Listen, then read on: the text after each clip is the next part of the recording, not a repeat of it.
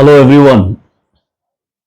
एक बहुत important question recently मैं फेस कर रहा हूं कि सर, कभी कभी ऐसा होता है कि जाने अनजाने में हम लोग बहुत प्रोडक्टिव हो जाते हैं, कुछ भी चीजें करते हैं तो रिजल्ट हमारे फेवर में आती हैं।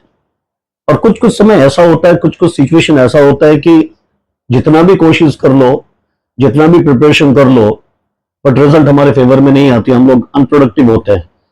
तो सर, इसका सीक्रेट क्या है?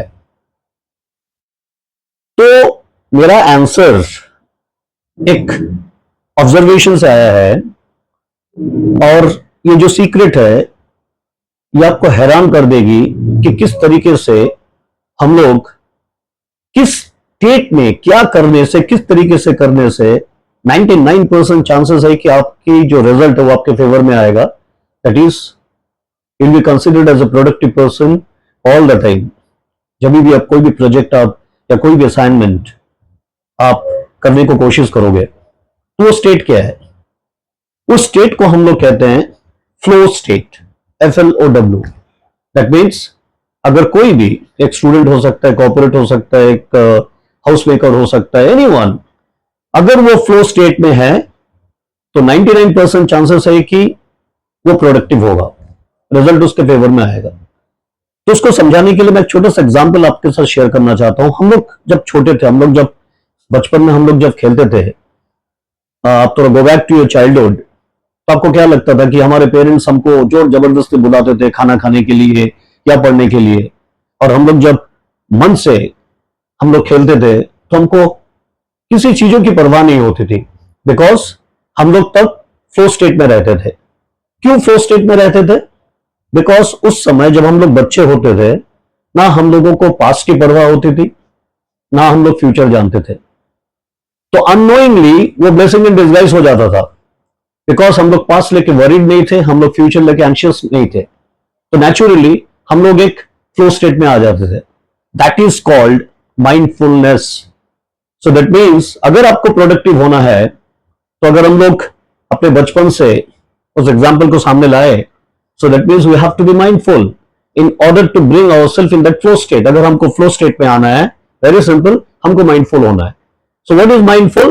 माइंडफुल का मतलब है, अगर मैं कहता हूं कि this person is mindful in nature, he is enjoying the present moment, वो नाउ नाउ में लीव कर रहा है, NOW, अभी प्रेजेंट में लीव कर रहा है। He is not worried about the past, he is not anxious about the future. That is one characteristic of a mindful person. Second is, वो कभी जजमेंटल नहीं होता। जस्ट इमेजिन कीजिए, जब आप छोटे थे, बचपन आपकी जिस तरीके से बीती थी, क्या आप कभी कोई भी एक्शन लेने के पहले सोचते थे इसका कॉन्सिक्वेंस क्या होगा, क्या मेरे फेवर में जाएगा, क्या मेरे अगेंस्ट में जाएगा? कभी नहीं। दैट इज, आप नॉन जजमेंटल थे। और अभी हम लोग क्या कर रहे हैं, जैसे जैसे हमारे अंदर अवेयरनेस बढ़ रही है, हम लोग जजमेंटल हो रहे हैं। We are concern much more about the result, we are not enjoying the present moment, we are not enjoying the process. आप प्रोसेस पे ध्यान दीजिए। That is the second characteristic of a mindful person. That means आप judgemental नहीं है, आप जब situation को एंजॉय कर रहे हैं। और the most important, the last part of the last characteristic of a mindful person is he self aware. मतलब उसको पता है कि वो क्या कर रहा है, क्या कर रहा है, मतलब वो एंजॉय कर रहा है, वो अपने अपने काम को फील कर रहा है, वो अपने काम से प्यार कर रहा है। ही इज नॉट कंसर्न कि रिजल्ट क्या होने वाला है, वो सिर्फ प्रोसेस में ध्यान दे रहा है। That is what A mindful person nature is.